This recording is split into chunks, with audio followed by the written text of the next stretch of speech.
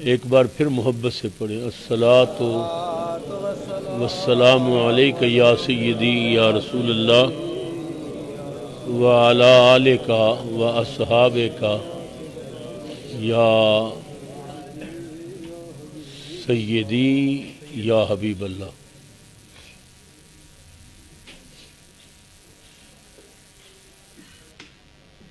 حضرات محترم، آج جمعۃ المبارک ہے اور حضور کی ساری امت سوگوار ہے۔ بڑی مشکل سے ہوتا ہے چمن میں دیدہ ور پیدا۔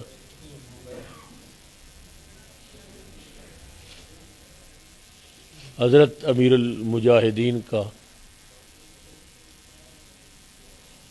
وقت تو اتنا ہی تھا جتنا وہ لے کر آئے، مگر اگر اس امت میں رائی برابر بھی غیرت ہوئی تو زندگی بھر اس مجاہد کو یاد ضرور رکھیں گے۔ جو کام بڑے بڑے مشائخ نہ کر سکے، جو کام بڑے بڑے ادیب اور خطیب نہ کر سکے، جو کام بادشاہ نہ کر سکے، وہ رسول اللہ کے ایک معذور فقیر نے تھوڑے عرصے میں کر کے دکھا دیا۔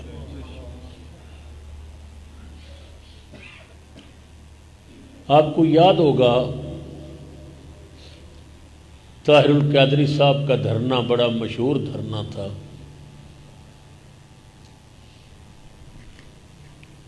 مگر وہ بھی تھک ہار کے چلے گئے۔ عمران خان کا دھرنا بھی بڑا مشہور دھرنا تھا، مگر پشاور سکول کے دھماکے نے عمران خان کو بھی اٹھا دیا۔ وہ بھی انتظار میں تھا کوئی ایسی بات بنے کہ میں جان چھڑاؤں۔ میرا خیال ہے ماضی قریب میں اکیلے امیر المجاہدین ہیں کہ معذور ہونے کے باوجود 2 دھرنے دیے اور ہر دھرنے میں کامیاب ہو کے اٹھے، اپنے مطالبات منوا کے اٹھے۔ یہ سنیت میں ان کا بہت بڑا احسان ہے۔ پوری سنیت مقروض ہے حضرت امیر المجاہدین کی۔ جس جرت اور بے باکی کے ساتھ وہ لڑتے رہے، للکارتے رہے، پکارتے رہے، علماء کو پکارا، مشائخ کو پکارا، اور یاد دلا دلا کر پکارتے رہے کہ دیکھو تمہاری ساری عزتیں رسول اللہ کی وجہ سے ہیں، تمہاری تجوریاں اگر بھری ہیں تو وہ رسول اللہ کی وجہ سے، تمہاری جو دولتیں ہیں یہ غریب لوگوں کا خون ہے جو چوس چوس کے تم اس منزل پہ پہنچی ہو۔ تو آج وقت آیا رسول اللہ پہ قربانی دینے کا، تم خاموش ہو گئے ہو، تمہیں بیان دینے تک کی توفیق نہیں ہوئی۔ زبانی بیان دے دیتے ہم رضوی صاحب کے ساتھ ہیں، بھائی خبردار رضوی صاحب اکیلے نہیں ہیں، مگر انہوں نے کہا میں اکیلا نہیں ہوں، واقعی اکیلا نہیں ہوں، میرے ساتھ مدینے والا ہے، میرے ساتھ صحابہ ہیں، میرے ساتھ اہل بیت ہے، میرے پیچھے علماء امت کا ہاتھ ہے، صلحاء امت کا ہاتھ ہے۔ کل نفس ذائقۃ الموت، ہر ایک نے موت کا ذائقہ چکھنا ہے، اور اللہ کا قانون ہے اذا جاء اجلہم لا یستاخرون ساعۃ ولا یستقدمون، کہ موت کا ایک وقت مقرر ہے، جب وہ وقت آئے گا تو ایک گھڑی آگے نہیں ہوگی، ایک گھڑی پیچھے نہیں، یہ اٹل فیصلہ ہے، یہ قرآن کا بیان ہے، یہ قانون قدرت ہے۔ رضوی صاحب نے جانا تھا وہ چلے گئے، مگر ہمارے لیے بہت سارے پیغام چھوڑ کے گئے کہ اگر رسول اللہ کی امتی ہو تو مرتے دم تک اپنے رسول سے وفا کرنا، بے وفائی نہ کرنا۔ چاہے اس میں تمہیں جان بھی دینی پڑے تو دے دینا۔ آج وہ ہم میں نہیں رہے، لیکن ان کا مشن باقی ہے، ان کا مشن زندہ رہے گا۔ جب ایک غازی علم دین شہید ہو گیا تھا نا، تو کسی نے کہا تھا کہ غازی علم دین مر گیا ہے، تو ایک مجاہد نے کہا وہ آپ مر گیا ہے مگر چھرا ہمیں دے کر گیا ہے، ہم موجود ہیں۔ تو یہ اللہ کی قدرت ہے، اللہ کا قانون ہے، ایک جاتا ہے دوسرا اس کی جگہ پہ آ جاتا ہے۔ انشاءاللہ تعالی بہت جلد متبادل قیادت سامنے آ جائے گی، اور سنیوں کو خدا اکیلا نہیں چھوڑے گا، کبھی نہیں چھوڑے گا۔ لیکن جو غم علامہ رضوی دے گئے ہیں، شاید وہ زخم دیر تک ختم نہ ہو سکے۔ اللہ ان کی قبر منور کرے، اللہ ان کے درجات بلند فرمائے۔ جو مشن چھوڑ گئے ہیں، اللہ ہم سب کو اسے پورا کرنے کی توفیق عطا فرمائے۔ حضرات محترم، ماہ ربیع الثانی شریف شروع ہو گیا، اور یہ مہینہ سیدنا غوث اعظم رضی اللہ تعالیٰ عنہ والی بغداد کا مہینہ ہے۔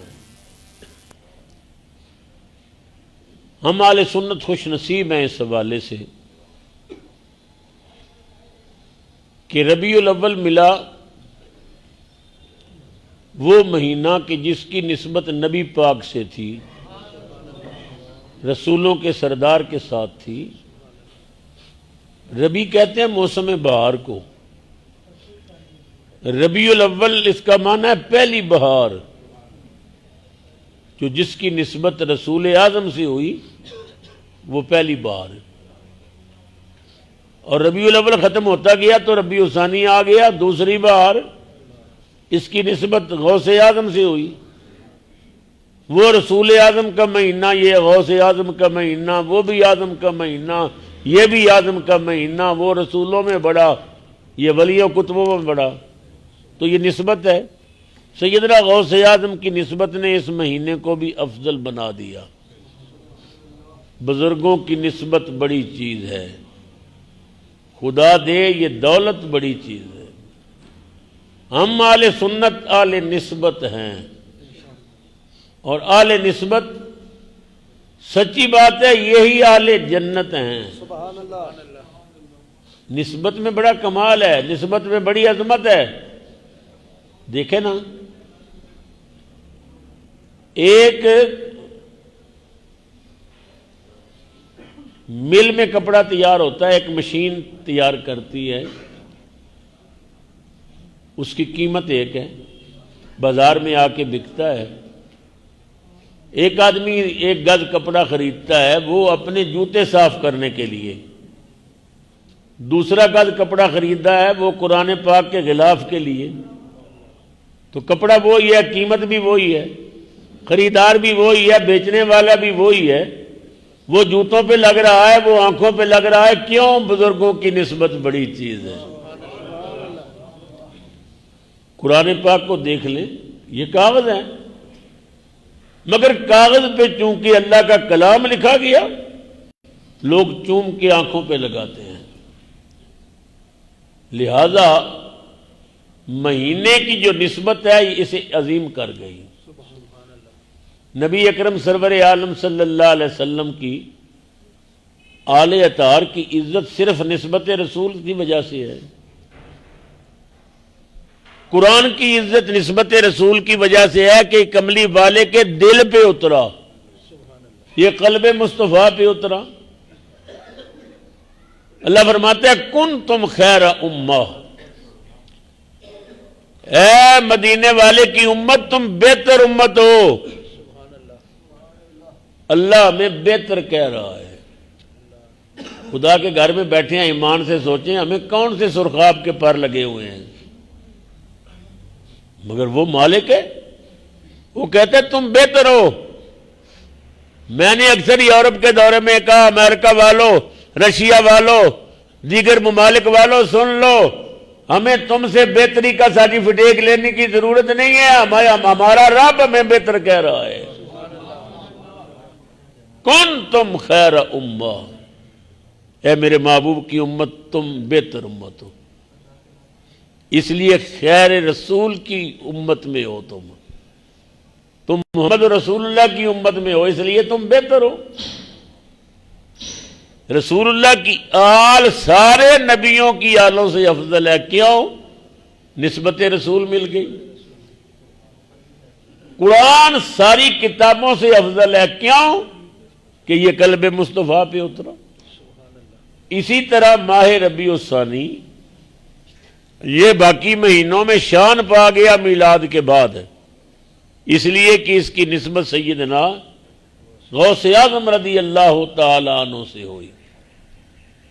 اور ولی بغداد یہ کوئی معمولی درجے کا پیر نہیں ہے۔ خود سیدنا غوث اعظم فرماتے ہیں اللہ تعالی نے مجھے یہ مرتبہ اور مقام عطا فرمایا ہے کہ میں اگر اپنا راز کسی مردے پہ ڈال دوں نا تو وہ بھی اللہ کے اذن سے کھڑا ہو جائے گا۔ سبحان اللہ، یہ اللہ نے مجھ پہ کمال رکھا ہے۔ فرماتے ہیں جب سال آتا ہے سب سے پہلے مجھے سلام کرتا ہے، جب نیا چاند نکلتا ہے تو مجھے سلام کرتا ہے۔ فرماتے ہیں پہلے مجھے سلام کرتے ہیں، یہ سیدنا غوث اعظم کی عظمت و شان ہے۔ فرماتے ہیں میں نے ہر وقت اپنا گھوڑا تیار کر کے رکھا ہے، اس کی زین ہر وقت اس کی پیٹھ پہ ہے، میں نے اس کا تنگ کس کے رکھا ہوا ہے، کوئی میرا مرید مجھے کہیں پکارے۔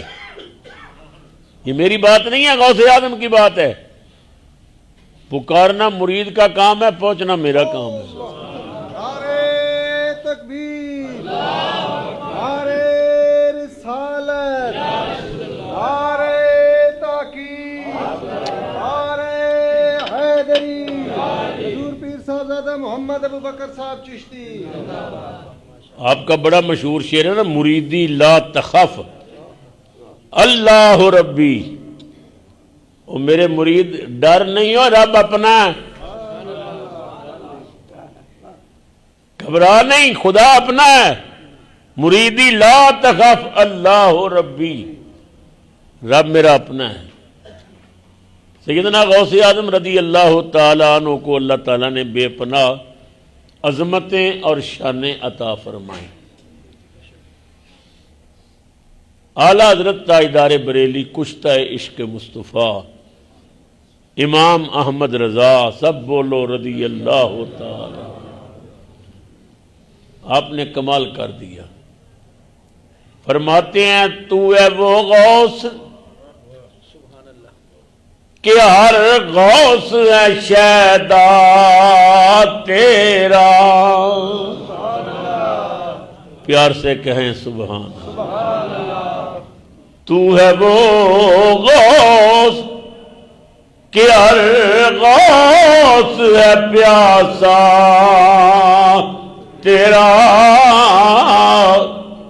اور تو ہے وہ غوث، تو ہے وہ غوث کہ ہر غوث ہے شیدا تیرا، تو ہے وہ غوث کہ ہر غوث ہے پیاسا تیرا۔ جو ولی قبل ہوئے یا بعد ہوئے یا ہوں گے، سب ادب رکھتے ہیں دل میں میرے آقا تیرا،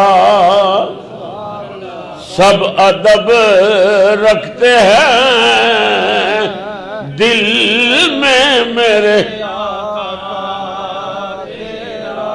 سب کہیے سب ادب رکھتے ہیں دل میں سارے اقطاب جہاں کرتے ہیں کعبے کا طواف، پر کعبہ کرتا ہے طواف در والا تیرا، کعبہ کرتا ہے طواف در والا، کعبہ کرتا ہے طواف در والا۔ فرماتے ہیں اللہ کے کرم سے ہر وقت میں نے گھوڑا تیار رکھا ہے، اس کا تنگ کسا ہوا ہے، کوئی پکارنے والا پکارے تو صحیح، پکارنا مرید کا کام ہے، پہنچنا عبد القادر کا کام ہے۔ میرے پیر و مرشد حضور قبلہ بابا جی سرکار رحمت اللہ تعالی علیہ رو کر یہ واقعہ سنایا کرتے تھے، فرماتے تھے میری جوانی تھی اور ہزارہ کے علاقے میں کسی بانڈی میں میرا خطاب تھا، تو میں تقریر کر رہا تھا تو پہلی صف میں ایک جوان بیٹھا، بڑا خوبصورت چہرہ تھا، بڑا جاذب نظر تھا، دل کرتا تھا اس کو دیکھتا رہا ہوں۔ جب تقریر ختم ہوئی تو لوگ مجھے مل رہے تھے، وہ بھی ملا، تو میں نے کہا جناب آپ کا تعارف؟ وہ کہنے لگا میں نو مسلم ہوں اور شیخ غلام رسول مجھے کہتے ہیں، میرا نام غلام رسول رکھا گیا ہے۔ میں نے کہا آپ نے اسلام کیسے قبول کیا؟ وہ رو پڑا۔ اس نے کہا مولوی صاحب قسم ہے پیدا کرنے والے کی، مجھے تو غوث اعظم نے مسلمان کیا ہے، میں تو ان کی کرامت سے مسلمان ہوا ہوں۔ میں نے کہا وہ واقعہ مجھے سناؤ۔ وہ رو پڑا، کہنے لگا حضرت ساتھ والے گاؤں میں نے اپنی بیٹی کی شادی کی، تو چند دنوں کے بعد میری طبیعت خراب تھی اور بیٹی مجھے پوچھنے کے لیے آئی، ملنے کے لیے آئی، تو مل کے جب وہ جانے لگی تو قریب ہی تھا دوسرا گاؤں جہاں اس نے جانا تھا، مگر راستے میں تھوڑا سا جنگل تھا۔ تو یہ بیٹی میری کہتی ہے کہ جب میں باہر نکلی تو میں نے دیکھا کہ 4 جوان ہیں، وہ بھی ہندو ہیں، میرے مذہب کے ہیں۔ مجھے کہتے ہیں تم نے کہاں جانا؟ میں نے کہا میں نے فلاں جگہ پہ جانا ہے۔ انہوں نے کہا ہم نے بھی وہاں ہی جانا ہے، ہمارے ساتھ چل، ہم تجھے بغیر بحفاظت وہاں پہنچا دیں گے۔ مگر مجھے ان کی نظروں پہ شک گزرا، میں نے زیور بھی پہنا ہوا تھا، نئی نئی شادی تھی، ان کی نظریں مجھے ناپاک نظر آئیں۔ میں نے کہا نہیں میں تمہارے ساتھ نہیں جاؤں گا۔ انہوں نے کہا تو ہمارے ساتھ چل، تیرا ہمارا مذہب ایک ہے، ہم بحفاظت پہنچا دیں گے، جنگل ہے، جنگل میں پریشانی نہ بن جائے، ہمارے ساتھ چل، ہم نے وہاں ہی جانا ہے۔ تو میں نے کہا نہیں میں تمہارے ساتھ نہیں جاؤں گا۔ انہوں نے بڑی کوشش کی، کہنے لگے دیکھ جو ہری پور کا مندر کا بڑا بت ہے نا، وہ ہمارے درمیان ضامن ہے، ہم اس کی ضمانت دیتے ہیں، تمہیں حفاظت کے ساتھ پہنچا دیں گے۔ لڑکی نے کہا میں نے 1-2 منتیں مانی ہیں، اس نے میرا کام نہیں کیا، میرا عقیدہ کو اس پہ اتنا پکا نہیں رہا، کوئی اور ضامن دو۔ انہوں نے کہا فلاں علاقے کا بت، میں نے کہا نہیں کوئی اور ضامن دو۔ وہ ضامن دیتے رہے، اس نے کہا نہیں نہیں میرا یقین نہیں رہا، میں نے بڑی منتیں مانی ہیں، کوئی میرے کام نہیں آیا۔ انہوں نے کہا تو بڑے سے بڑا بت ضامن نہیں لیتی، تو بتا تو کیا ضامن لینا چاہتی ہے؟ سادہ سی لڑکی تھی۔ اس نے کہا میرے پڑوس میں ایک مسلمان کا گھر ہے اور وہ عورت ہر مہینے عبد القادر کے نام کی 11ویں دیتی ہے، اور وہ بتاتی ہے 11ویں والا پیر بڑا کامل ہے، ہر وقت گھوڑا تیار رکھتا ہے، کوئی پکارے تو وہ پہنچ جاتا ہے۔ اگر تو نے مجھے ضامن دینا ہے تو 11ویں والا پیر ضامن دو۔ میں نے اتنی تعریف سنی ہے اپنی پڑوسن سے، تو وہ ضامن دو۔ انہوں نے کہا کیسی عورت ہے، نہ یہ خدا دامن مانتی ہے، نہ نبی دامن مانتی ہے، نہ کوئی بت دامن مانتی ہے، یہ عبد القادر 11ویں والا پیر۔ انہوں نے کہا ٹھیک ہے، عبد القادر دامن ہو گیا، ہم تجھے بحفاظت پہنچائیں گے۔ لڑکی کا اتنا پختہ عقیدہ تھا نا، سن سن کے غوث اعظم کی تعریف، وہ کہتی ہے بابا میں ان کے ساتھ چل پڑی۔ جب جنگل میں پہنچے ہر طرف درخت ہی درخت تھے، تو ایک نے میرا بازو پکڑا، دوسرے نے میرا گریبان پکڑا، تیسرے نے میرے کانوں سے بالیاں نکالنی شروع کی۔ میں کبھی دائیں دیکھتی کبھی بائیں دیکھتی۔ وہ کہنے لگے نادان کسے دیکھتی ہے تو، کوئی نہیں آئے گا، ہم تمہاری عزت بھی لوٹیں گے، زیور بھی اتار کے لے جائیں گے۔ لڑکی کہتی ہے میں نے رو کر کہا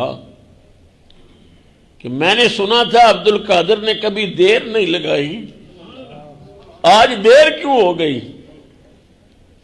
اتنا کہنے کی دیر تھی تو مجھے آواز آئی بیٹی عبد القادر آ گیا ہے۔ تو بابا میں نے دیکھا گھوڑے پہ بیٹھے غوث پاک آ گئے، ہاتھ میں تلوار تھی، اور آتے ہی چاروں کے سر کاٹ دیے،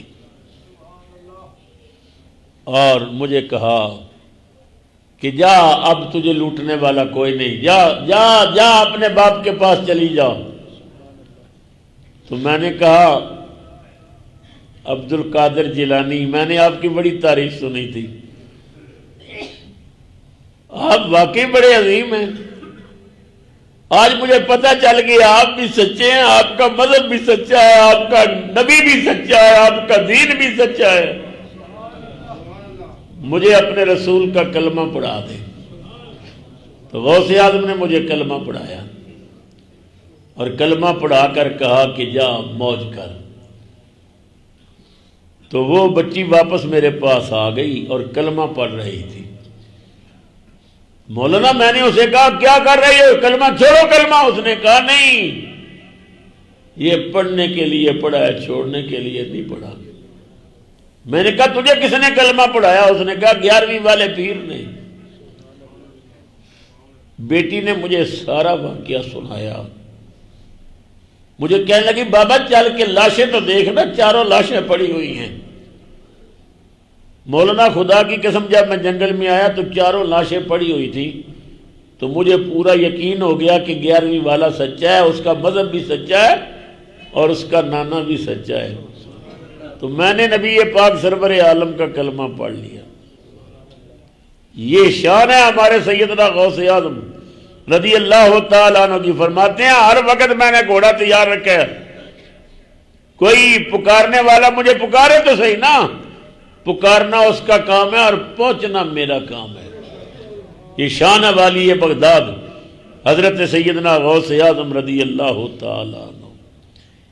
اسی لیے علماء فرماتے ہیں کہ ولیوں میں غوث اعظم کی کرامات حد تواتر سے زیادہ ہیں، بہت بڑی کرامات ہے والی بغداد کی، اور آپ کو اللہ تعالیٰ نے جو مرتبہ عطا کیا ہے وہ کسی سے پوشیدہ نہیں ہے۔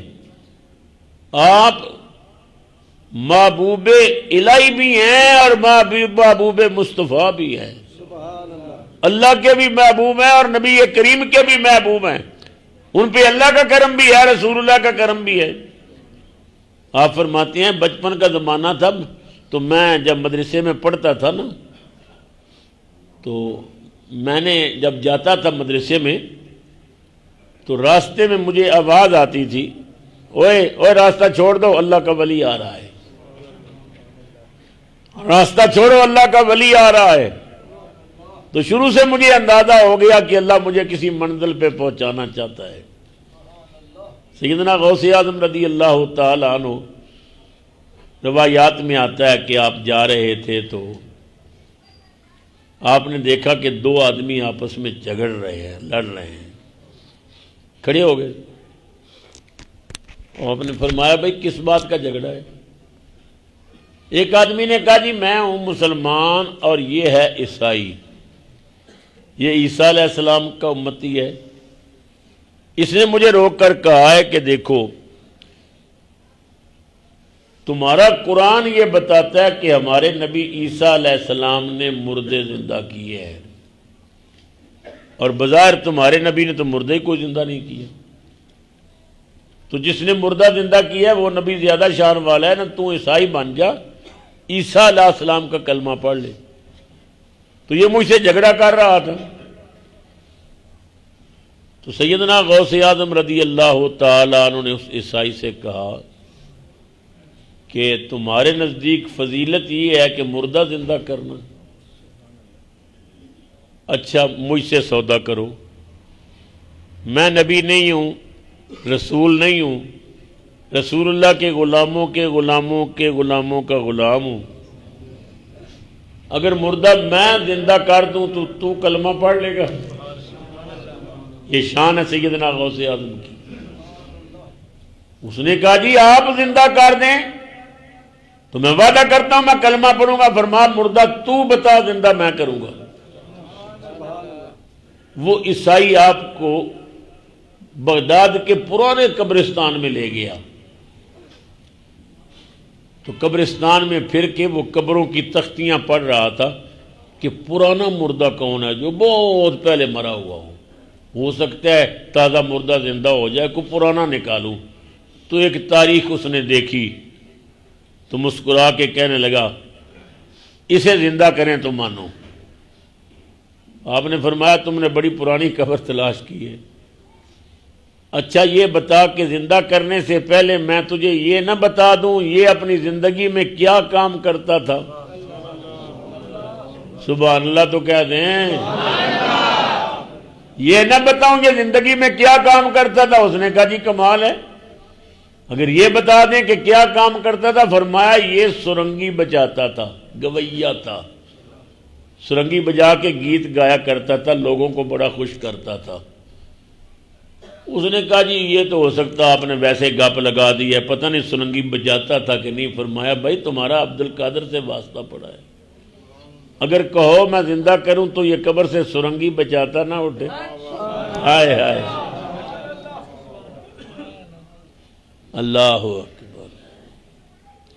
میں نے ایک جگہ یہ واقعہ بیان کیا کہ داڑھی والا کہنے لگا خدا کے بندوں کوئی عقل والی بات کرو، اس کی قبر میں سرنگی کس نے رکھی تھی؟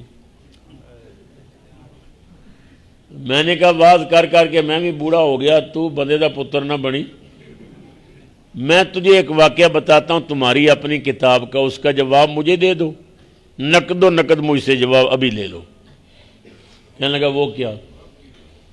میں نے کہا مولوی اشرف علی تھانوی صاحب کی ایک بڑی مشہور کتاب ہے اشرف السوانح، ان کی زندگی پہ لکھی گئی ہے، ان کی زندگی کیسے گزری، اشرف السوانح، وہ میرے کتب خانے میں موجود ہے۔ اس میں آتا ہے کہ تھانوی صاحب کے پردادا تھے محمد فرید، ان کا نام تھا۔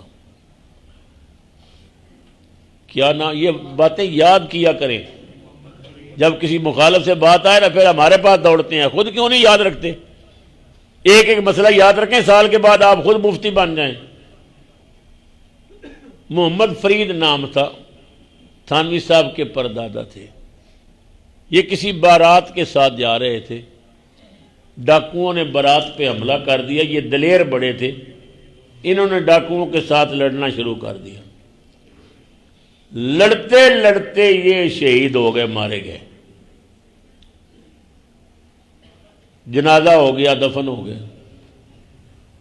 اب بیوی بیوہ ہو گئی، گھر اجڑ گیا، ساری رات بیچاری رو رو رو کے برا حال برا حال، سر کا سائیں اٹھ گیا ہے۔ بیوی کی آنکھ لگ گئی تو تھوڑی دیر گزری تو آپ آ گئے محمد فرید صاحب، اور ہاتھ میں مٹھائی کا ڈبہ تھا، اور کہا کہ میں شہید ہوں، شہید زندہ ہوتے ہیں، یہ مرتے نہیں ہیں، میں زندہ ہوں، یہ تمہارے لیے مٹھائی کا ڈبہ لایا ہوں، مٹھائی رکھ لے، میرے آنے کا کسی کے آگے ذکر نہ کرنا، اگر تو نے کسی کو نہ بتایا میں روز آؤں گا، روز تجھے مٹھائی دے جاؤں گا۔ اللہ اکبر. میں نے کہا یہ کتاب بھی آپ کی ہے، مولوی صاحب بھی آپ کے ہیں، پردادا بھی ان کے ہی ہیں. تو وہ آئے اور وہ مٹھائی کا ڈبہ لے کر آئے. اچھا مجھے جواب دو کہ ان کی دکان میں مٹھائی کی دکان کس نے کھولی تھی؟ اس کا جواب تم دے دو، سرنگی والا جواب میں دے دیتا ہوں. کہنے لگا تو بھی رہنے دے، میں بھی رہنے دیتا ہوں. میں نے کہا تجھے معلوم ہے کہ کرامات الاولیاء حقن، اولیاء اللہ کی کرامات حق ہیں. یہ جو کہہ دیتے ہیں اللہ تعالیٰ ایسے ہی کر دیتے ہیں. اللہ اکبر. تو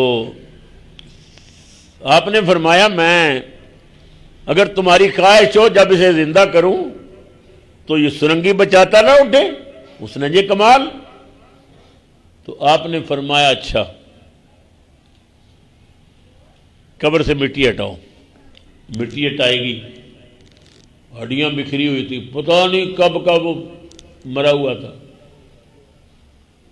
تو آپ نے فرمایا او عیسائی یہ بتا تمہارے پیغمبر عیسیٰ علیہ السلام جب کسی مردہ کو زندہ کرتے تھے تو وہ کیا کہتے تھے؟ اس نے کہا جی وہ کہتے تھے قم باذن اللہ، اللہ کے اذن سے کھڑا ہو جا. یہ کہتے تھے. فرمایا ہاں بالکل یہی کہتے تھے. اب میں تجھے بتاؤں کہ محمد عربی کے غلام کی طاقت کیا ہے. ہائے ہائے، تمہارے نبی پیغمبر تھے، رسول تھے، صاحب کتاب تھے، صاحب شریعت تھے، مگر وہ کہتے تھے قم باذن اللہ، اللہ کی اذن سے کھڑا ہو جا. اب دیکھ عبد القادر کی طرف، آپ نے قبر کی ہڈیوں کی طرف دیکھ کر کہا قم باذنی، میرے حکم سے کھڑا ہو جا.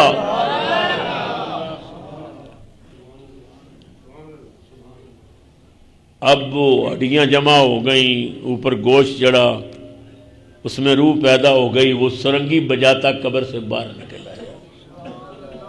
کرامات الاولیاء حقن، یہ اولیاء اللہ کی کرامات ہیں. یہ اللہ والے بڑے صاحب کرامت قسم کے بزرگ ہوتے ہیں. حضرت علامہ تھانوی صاحب نے جمال الاولیاء میں لکھا ہے کہ محمد بن ابی بکر الحکمی، یہ بہت بڑے ولی کامل گزرے ہیں. علمی حلقوں میں ان کا بہت نام ہے، محمد بن ابی بکر الحکمی. یہ ان کے بارے کسی نے سنا کہ یہ بہت حسین ہیں اور بہت صاحب کمال کے ہیں، تو کسی کو شوق پیدا ہوا. تو وہ دور سے سفر کر کے جب آپ کے گاؤں پہنچا تو معلوم ہوا کہ الحکمی کا تو وصال ہو گیا، وہ فوت ہو گئے. ایک بندہ بڑے دور سے آیا، بڑا پیار عقیدت لے کر آیا. جب آیا تو آپ نہیں تھے، فوت ہو گئے تھے.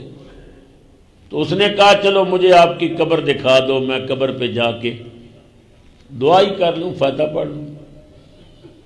تو الحکمی کی قبر پہ اسے پہنچایا گیا. کتاب میرے کتب خانے میں ہے، تھانوی صاحب کی لکھی ہوئی ہے جمال الاولیاء. تو وہ آیا اور اس نے آ کر فاتحہ پڑھا، اور فاتحہ پڑھ کر کہنے لگا پیر سائیں میں بڑی امید لے کر بڑے دور سے آیا تھا آپ کی زیارت کے لیے، اور یہ بھی ارادہ تھا کہ زیارت بھی کروں گا اور بیعت بھی کروں گا. ہائے افسوس میرے آنے سے پہلے ہی آپ فوت ہو گئے، نہ میں زیارت کر سکا نہ میں بیعت کر سکا. میں دکھاتا ہوں جمال الاولیاء سے. محمد بن ابی بکر الحکمی اپنی قبر سے باہر نکل آئے. فرمایا ہم مردہ نہیں ہیں، ہم زندہ ہیں، زیارت بھی کر لے بیعت بھی کر لے، ہم پھر لیٹ جائیں گے. اللہ اکبر. اسی لیے کسی نے بڑے پتے کی بات کی. وہ کہتا ہے کون کہتا ہے کہ مومن مر گئے،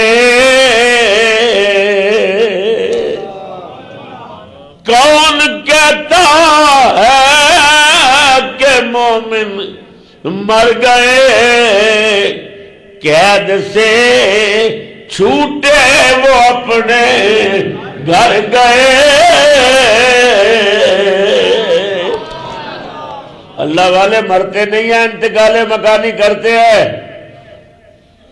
مر گئے اونا دے جڑے کہن مر گئے، ساڈا ہے ہر ایک تاجدار زندہ، ساڈے نبی زندہ، ساڈے ولی زندہ، ہر دربار زندہ، ہر مزار زندہ۔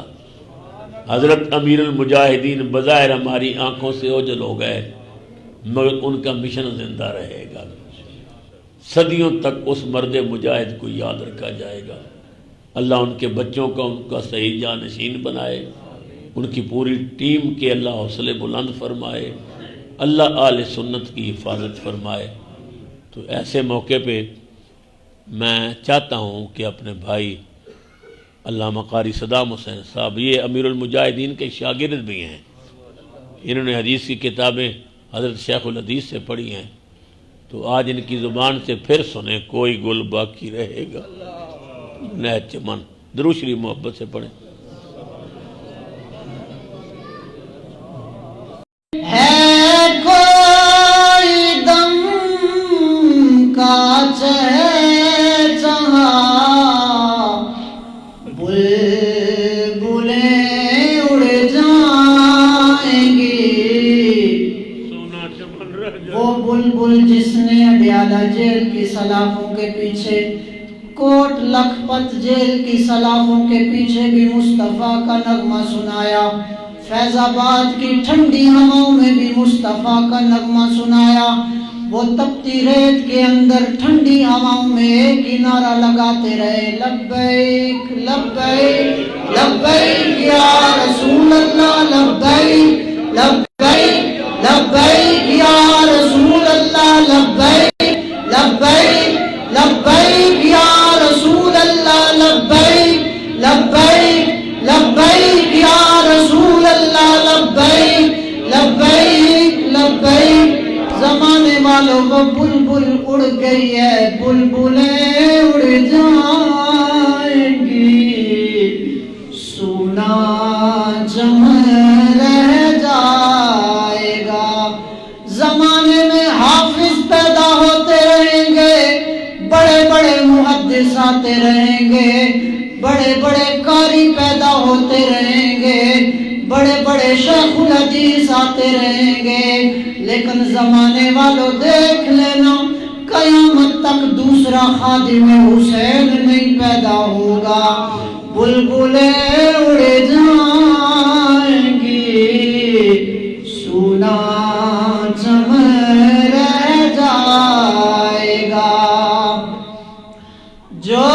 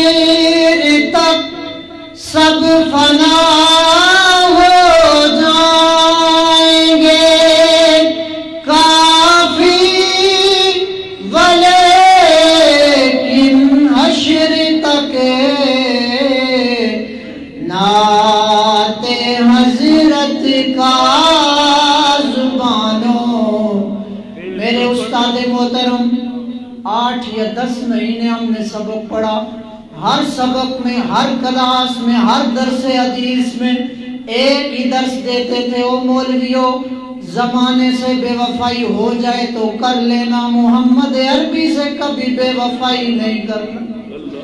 ہر درس کے اندر میرے استاد محترم، آج زمانہ کوئی جاتا ہے کسی کے لیے محلہ روتا ہے، ضلع روتا ہے، صوبے والے روتے ہیں، وہ خادم حسین جس کے جانے سے آج ہند سے لے کے سندھ تک اور پاکستان سے لے کے یورپ تک کا نوجوان رو رہا ہے، بوڑھا رو رہا ہے، جس پہ اپنے استاد بھی فخر کرے، بڑے بھی فخر کرے، اسے امیر المجاہدین خادم رضوی کہا جاتا ہے۔ سب فنا ہو جائیں گے کافی ولیکن حشر تک نعت حضرت کا زبانوں پہ سخن رہ جائے گا۔ آج تک آپ نے اور میں نے ہر خطیب سے یہ فتویٰ سنا، ہر استاد سے یہ فتویٰ پڑھا، ہر کتاب میں یہ ہم نے تحریر پڑھی، پڑھنے والوں نے پڑھا اور سننے والوں نے سنا۔ امام مالک نے فرمایا تھا، وہ زمانے والوں، ما بقاء الامت بعد شتم نبیہا، جس نبی کی گستاخی ہو جائے امت کو پھر جینے کا حق نہیں رہتا، امت مر جائے۔ سارے امام کہتے رہے مر جاؤ مر جاؤ مر جاؤ۔ میرے استاد نے 2 دن پہلے فیض آباد کی ہواؤں میں بارش میں بیٹھ کے بتا دیا، خادم رضوی بے بس ہے، بے کس ہے، لاچار ہے، حضور کسی کو مار نہیں سکتا، تیری محبت میں خود مر کے جا رہا۔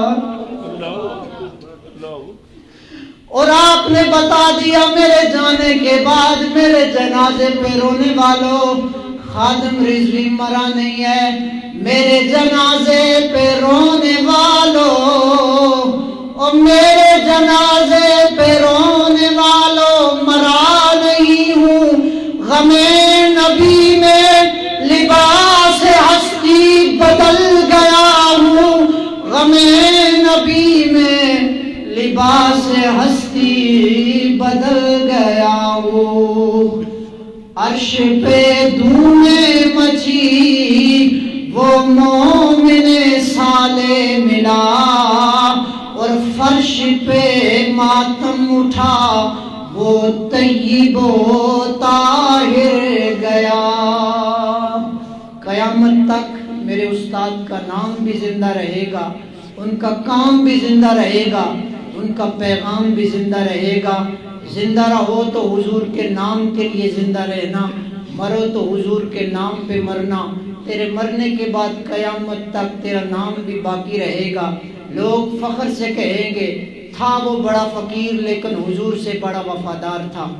اللہ ہمیں اپنے استاد محترم امیر المجاہدین، جبل استقامت، امام عظیمت، غیرت آل سنت، وہ اقبال کی فکر کا شاہین تھا، وہ حضرت رومی کے سوز کا امین تھا، وہ حضرت امام جامی کے درد کا امین تھا، وہ حضرت امام حسین کا سچا خادم تھا، جس نے وقت کی کربلاؤں میں یزیدوں کی آنکھوں میں آنکھیں ڈال کے بتا دیا، او زمانے والوں، اس حسین کے عشق کا جواب کیا مانگتے ہو؟